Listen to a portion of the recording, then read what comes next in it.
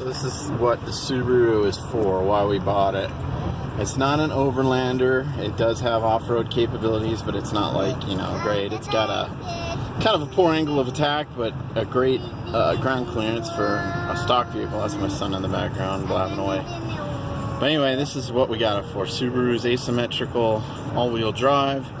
Some people debate whether that actually is Subaru resting on its laurels. They don't have a slip differential. They do the braking thing now to vector torque around. But you know, if you look at the Canadian reviewers where there's actually snow, they still all love Subarus. And so far this year, you know, and this isn't even piled up that yet, so, or that much yet, so it's not the best example. But so far this year, this thing's handled great in the snow.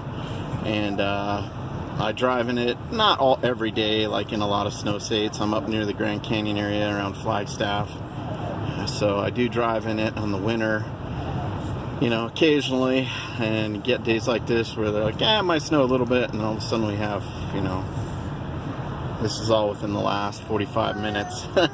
So yeah, Subaru does great. I'm very happy with it. I've got just stock tires on it, and they seem to be doing pretty well.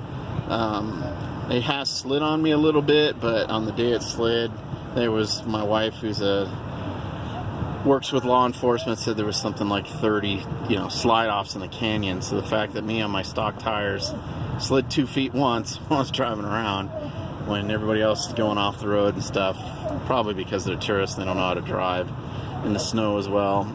But yeah, I'm happy with it. It seems to be performing well, and it allows us to get around even on days like this in a beautiful area.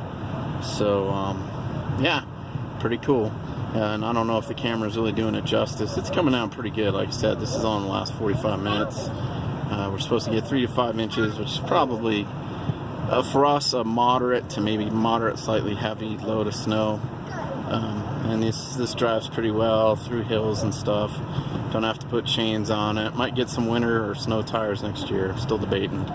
But so far, snow handling in the beautiful northern Arizona area, for my purposes, this thing's doing great.